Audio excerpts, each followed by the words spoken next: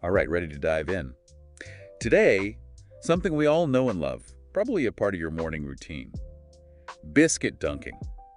But have you ever thought about what's actually happening in that mug? It's amazing what's going on beneath the surface. It's more than just, dipping a biscuit in tea. Turns out, there's a whole world of science behind the perfect dunk. A world of science, huh? Now that's a deep dive I can get behind. And speaking of science, maybe you can explain why my biscuit sometimes ends up a soggy mess at the bottom of my mug. Talk about a sad start to the day. Yeah, we've all been there, right? That biscuit heartbreak is all too real, and the science behind it. Well, it all comes down to those building blocks of a biscuit.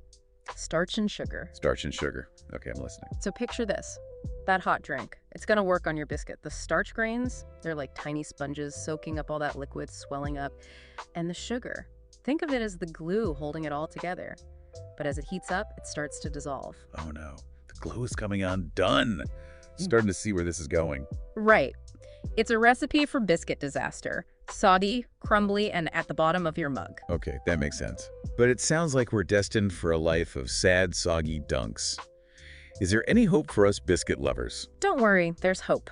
Remember how I mentioned a world of science? Well, a physicist named Len Fisher, he tackled this very problem head-on. He didn't just explain why biscuits get soggy, he actually found a solution. A physicist saving our biscuits. Now that's my kind of hero. We need to hear more about this dunking savior and his secret weapon. His weapon? Physics, of course, and a little ingenuity. Fisher figured out that to achieve perfect dunkage, you need to prevent that total biscuit meltdown.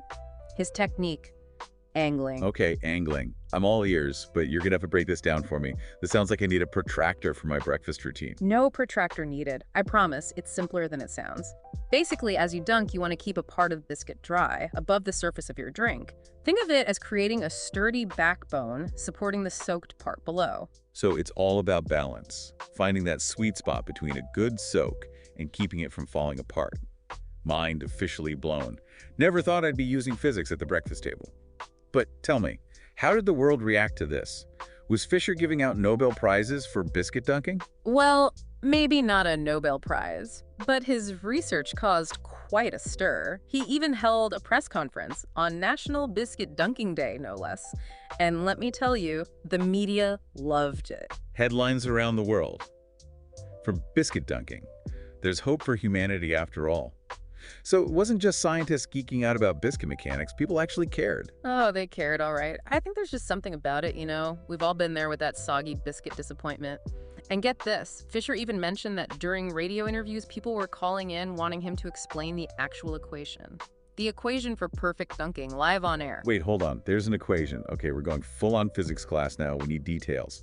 What is this magical formula, and more importantly, will it involve a protractor and a calculator at my breakfast table? No protractor needed, thankfully. You'll be happy to know it's a lot less complicated than you might think. The equation itself, it's actually already around. It's called the Washburn equation.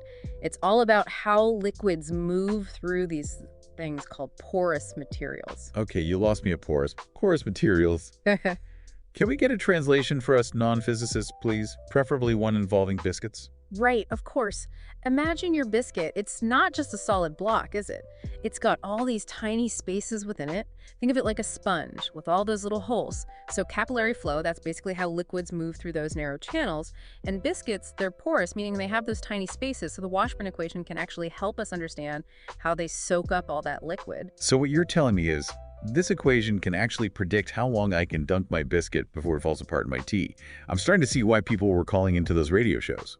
Exactly. You're getting it. Yeah. You factor in things like the biscuit's porosity, those tiny spaces we talked about, then the viscosity of the liquid, how thick or thin it is, and boom! You can actually calculate the optimal time for the perfect dunk. No more guesswork, just pure dunking precision. This is blowing my mind right now. But hold on. If the equation was already around, what makes this a biscuit game changer? Good point. You see, Fisher, he was brilliant in that he took this existing equation and applied it to something that feels so everyday, so familiar, dunking a biscuit. And he explained it in a way that just clicked for people. It's no wonder that that they started calling it the Fisher equation. The Fisher equation. That's amazing. It's like he found this hidden world right inside something we do every day. But you know what I find really inspiring about all of this? It goes beyond just biscuits, doesn't it? Exactly. It speaks to something much bigger. This idea that science, it's everywhere, even in the most ordinary things. Fisher, he called it the science of the familiar. I love that. The science of the familiar. So it's not just about equations in labs. It's about looking at the world, our everyday world, with this sense of wonder and curiosity. Which reminds me, you mentioned something earlier about a 12-year-old and the equation. What was that all about? Oh, it's a fantastic story, and it really shows you the power of this whole approach. So, Fisher, he gets this letter from a 12-year-old boy, Chao Quan, who, after reading about the dunking equation, realized there might be a slight error in how it was being applied. Hold on, a 12-year-old challenged the biscuit dunking equation? Yeah. This kid's going places. Tell me more. This is amazing. This wasn't just any challenge. This was serious stuff. Chao Quan, he used his understanding of the equation to point out that the type of biscuit, it could actually make a bigger difference in the dunking time than they initially thought. He even proposed a way to adjust the equation to factor in all those different biscuit varieties out there. Wow. This kid is going to be running NASA one day. What I find so inspiring about that is that it shows you how powerful it is to make science relatable. Yeah. It sparks curiosity, it can even lead to new discoveries, and it proves that you don't need to be a scientist in a lab coat to engage with these ideas. Exactly. And it's not always about finding errors or making these huge breakthroughs. It's about that sense of wonder, encouraging people, everyone, to look at everyday things through that scientific lens. Absolutely. This whole deep dive has made me realize how much we can learn from the ordinary, even something as simple as, well, you guessed it, dunking a biscuit. It's about finding the extraordinary in the everyday. So I've got this brilliant physicist, Len Fisher, right? He cracks the code of the perfect dunk, sparks a global conversation about it, even inspires a 12-year-old to start tweaking equations. Makes you think, what other everyday mysteries are out there just waiting to be solved? Oh, absolutely. The science of the familiar, it's not limited to biscuits and teacups. Think about it. Why does popcorn pop? How does your phone actually work? There's a whole universe hidden in plain sight, just waiting for us to explore it. You're telling me. I'm already looking at everything differently. Soap bubbles, spider webs, you name it. The world's a different place now.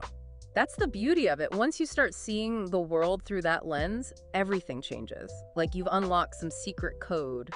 Absolutely. It's not about turning everyone into a scientist overnight, right? It's about that sense of awe, that curiosity about the world around us. Who knows, maybe this deep dive will inspire someone listening to go from, well, dunking biscuits to decoding the universe. Now that would be amazing. And it all comes back to that idea of making science accessible, making it engaging, taking away that intimidation factor, right? Suddenly the possibilities are endless. This has been an eye-opening conversation, to say the least. I think I can speak for everyone listening when I say we've learned a lot about the science of the familiar, especially when it comes to the art of biscuit dunking. We've come a long way from those soggy disappointments, haven't we? That we have. And don't forget the most important ingredient of all, curiosity. You got that right. So next time you're enjoying your morning coffee and a perfectly dunked biscuit, take a moment to appreciate the science at play.